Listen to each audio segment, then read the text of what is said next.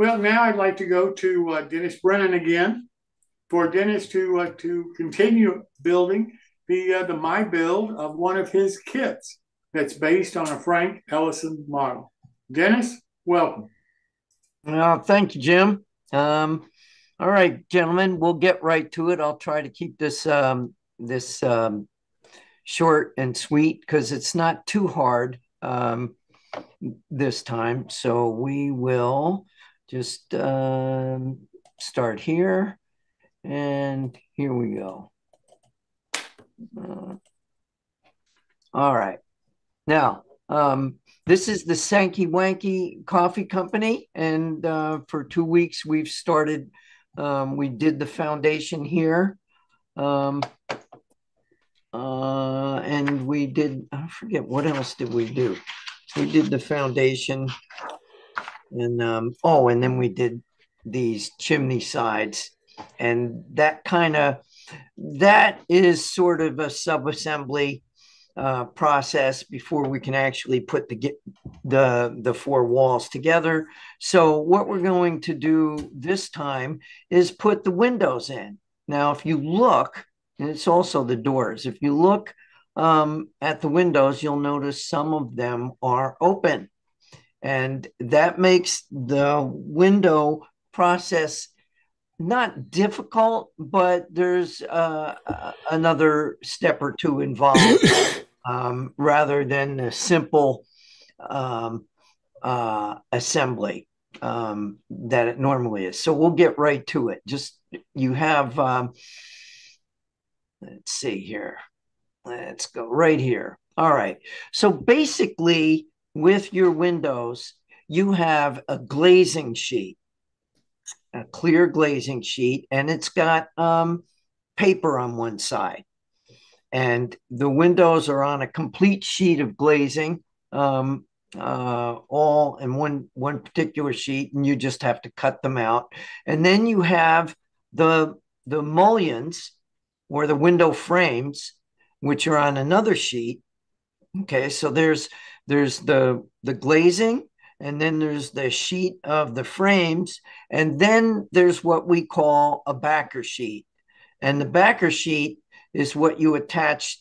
You attach the glazing to the frames, and then you attach the frames to the backer sheet, and then the backer sheet is what gets stuck to the inside of the walls. It's really pretty simple. It sounds more complicated than it is. But what makes this a little bit different is that we have open windows. And the open windows, in order to do that, you have to have an upper and a lower sash.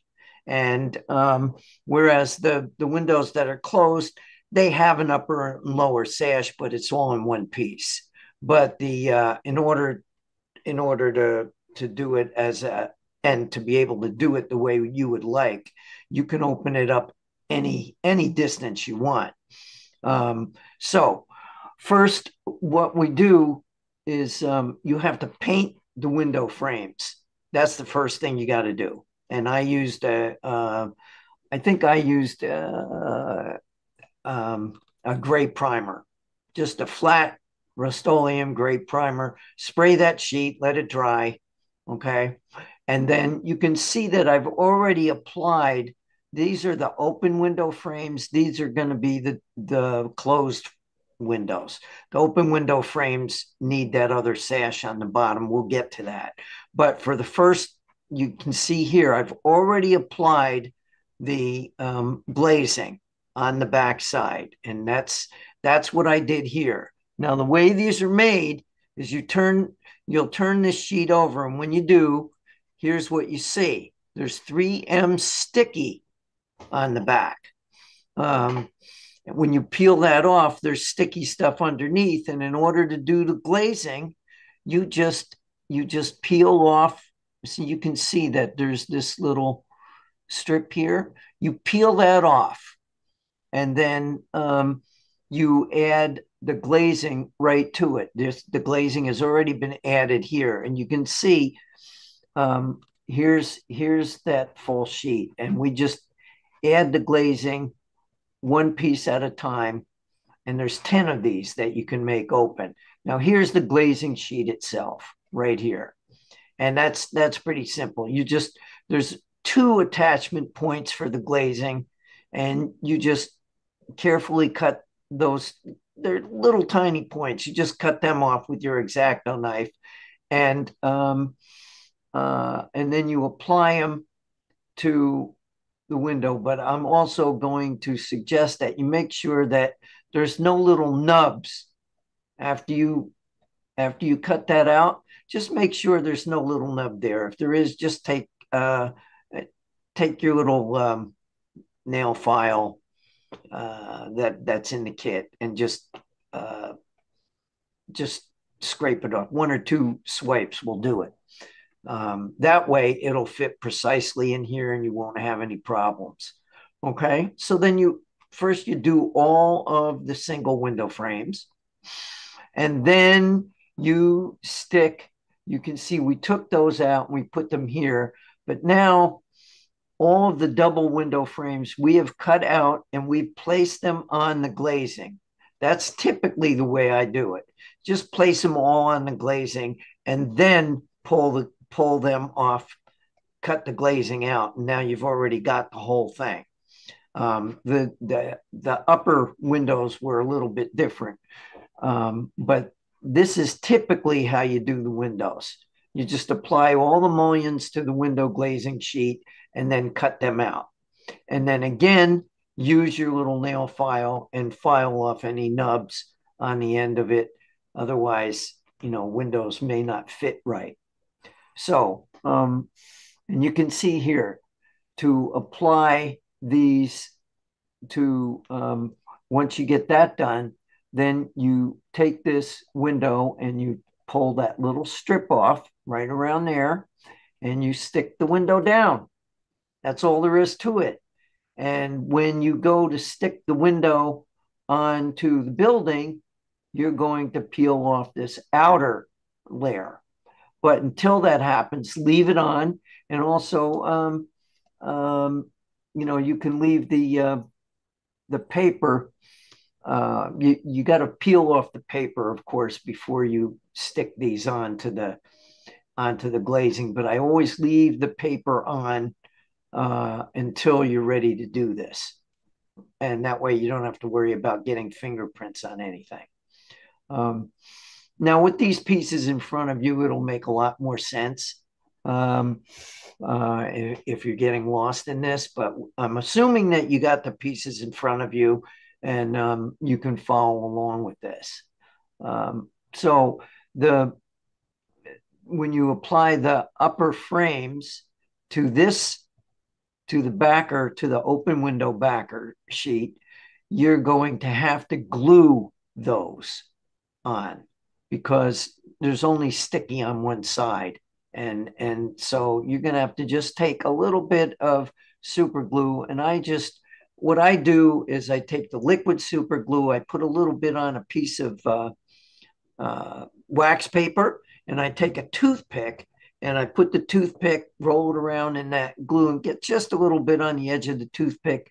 And then I just place it around the side of the window, and capillary action will suck it in and glue it. You don't need much because there's no pressure on that. And then that's all there is to it. And then as far as the doors, the door panels, it's the same thing. The doors have overlays. I've already pre-sprayed them.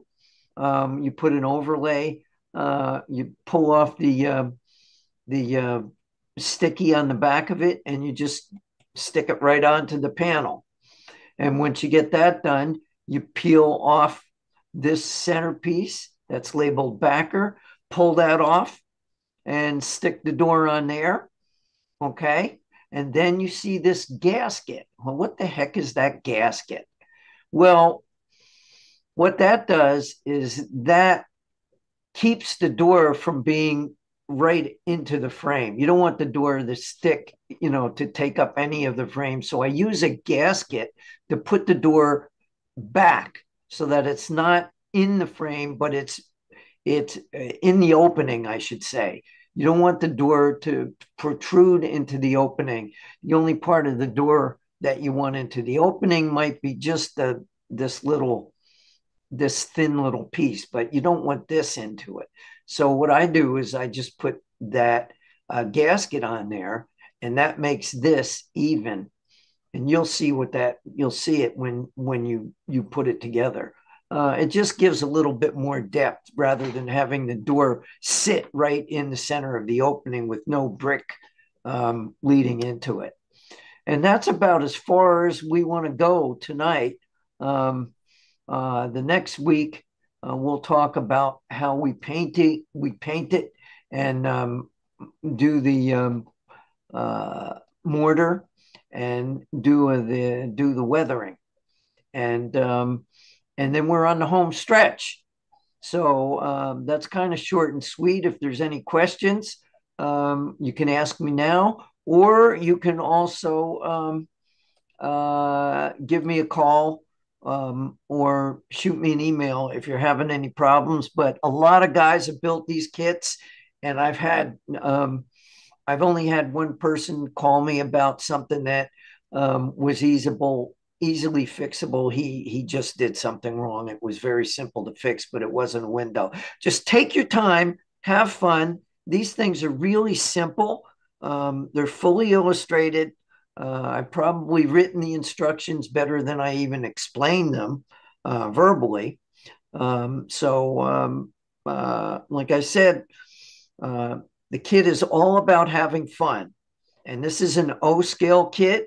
It's also good for high rail, but 2 rail O scale. You guys should love this. It's a Frank Ellison deal. And I've said it before, he did things perfectly proportioned. And speaking about waybills and whatnot, he always gave his industries a purpose. And this was a Sanky Wanky Coffee Company. And so you'd get deliveries. No, you just have to think about what would be delivered and what would be shipped out. Well, they'd have to have boxes for shipping the coffee in, and the coffee was being manufactured there. So there had to be containers. If you think about all the things that would go into it, they'd have to get coffee, of course. So you just think about what's got to be delivered, and then where does that come from? So if you've got boxes to deliver, where does that come from? Well, he had the Oblong Box Company, which was one of my kits.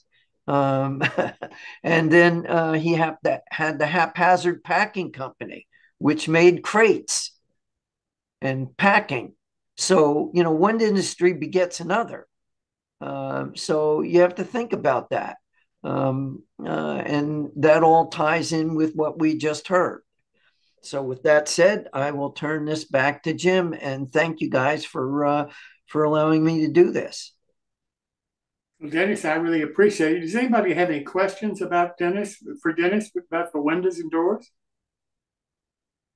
Because they look pretty easy to me. I like the way that you've designed it. Well, thank you. Try to keep things simple. I want to make it easy for people to do. It doesn't have to be a big chore, and they're not hard to do. You just have to take your time. And if you don't enjoy the process, then don't build a kit. You got to enjoy it. You got to be able to relax and just have fun doing it. Absolutely. You're exactly right. Well, thanks so much, Dennis. See you next week. All right. Thank you. And thank you guys for listening.